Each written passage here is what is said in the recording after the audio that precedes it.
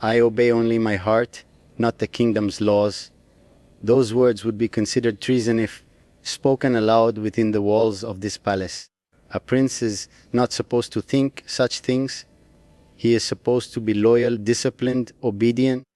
He is supposed to place duty above desire and the kingdom above himself. That is what I have been taught since the day I was born. The moment I opened my eyes, my future was already decided. I was not simply a child, I was an heir. Every lesson, every ceremony, every rule was designed to shape me into a king. They taught me how to command armies, negotiate treaties, and maintain peace. They taught me how to smile before crowds, even when I was exhausted. They taught me how to sacrifice, but they never taught me how to silence my heart. The kingdom believes that a crown gives a man power over everything.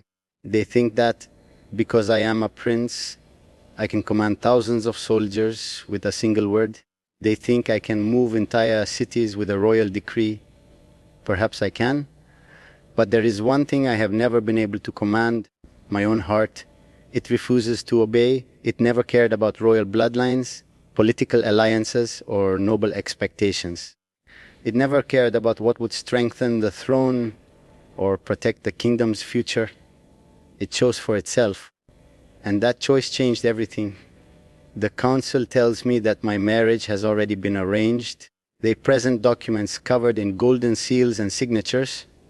They speak of prosperity, stability, and unity. They call it a perfect match, a princess from a powerful kingdom, a future queen, a strategic alliance. To them it is simple mathematics. But love is not mathematics. Love does not care about borders drawn on maps. Love does not ask permission from kings. Love does not wait for approval from councils. And love certainly does not bow before a throne. I know what they expect from me. They expect me to smile. They expect me to stand before the kingdom and announce my engagement. They expect me to play my role like every prince before me. Yet every time I imagine that future, something inside me breaks, because the person they have chosen for me is not the person my heart chose. The one my heart chose is someone the kingdom would never accept, someone without titles, without royal blood, without influence, someone ordinary. And perhaps that is exactly why I love her. When I am with her, I am not a prince, I am not an heir, I am not the future king. I am simply myself. For the first time in my life, someone looks at me and sees a man instead of a crown. She does not bow. She does not flatter. She does not fear me. She speaks to me honestly, even when the truth is uncomfortable. And in a palace built on expectations and appearances, honesty feels rarer than gold. The kingdom sees weakness where I see strength. They see a risk where I see a future. They see a commoner, I see home. Sometimes I wonder if kings before me felt the same conflict. Perhaps history simply erased their doubts. Perhaps they stood where I stand now, staring out at the palace gardens late at night, wondering whether duty was worth the price of happiness. Or perhaps they surrendered long ago. Perhaps they convinced themselves that love was a luxury meant for ordinary people. If that is true, then I envy the ordinary, because they are free to choose, free to follow their hearts, free to build lives that belong to them. Meanwhile, every step I take is watched, every decision is judged, every mistake becomes public. A prince belongs to everyone except himself. That is the cruelest truth of royalty.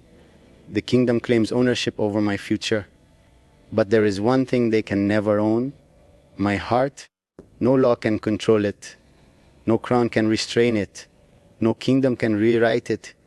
I have spent years trying to be the perfect prince. I followed every rule. I fulfilled every expectation. I carried responsibilities that most people could never imagine. Yet none of those sacrifices prepared me for this choice. A choice between the kingdom and the person I love. A choice between duty and happiness. A choice between the crown and my heart. The council says that a king must think with his mind. Perhaps they are right. But a king who abandons his heart becomes something less than human. What kind of ruler would I become if I betrayed the one thing that makes me who I am? What kind of king would sit upon a throne built from regret? I do not know what the future holds. Perhaps the kingdom will condemn me.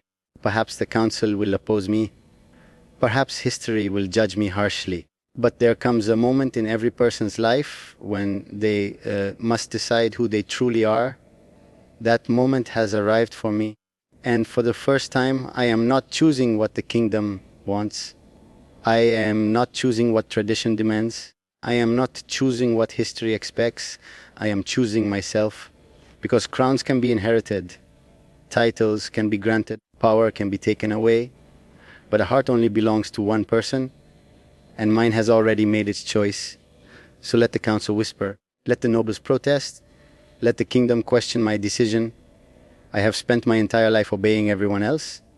Now for once, I will obey only my heart, not the kingdom's laws. The morning after I made my decision, the palace felt different, not because the walls had changed, not because the kingdom had changed, but because for years, I had walked these corridors carrying the weight of expectations on my shoulders. Every portrait of a former king seemed to watch me, reminding me of the legacy I was expected to continue. Now their eyes no longer frightened me. For the first time, I realized something. None of them were alive to face the consequences of my choices. I was, and I would be the one forced to live with whatever future awaited me. The throne room was already crowded when I arrived. Nobles filled the chamber. Advisors stood beside their desks.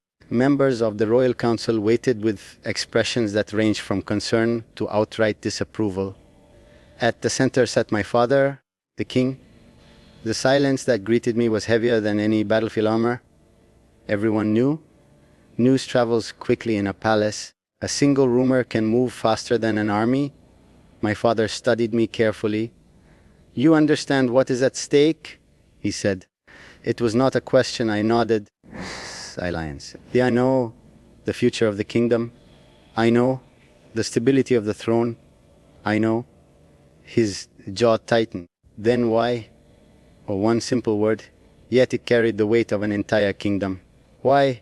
Why risk everything? Why challenge centuries of tradition? Why choose love over duty? For a moment, nobody moved.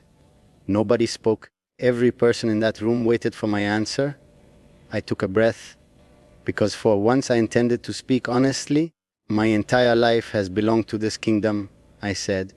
The room remained silent. I studied when I was told to study. I trained when I was told to train. I sacrificed friendships, freedom, and happiness because I believed it was my duty.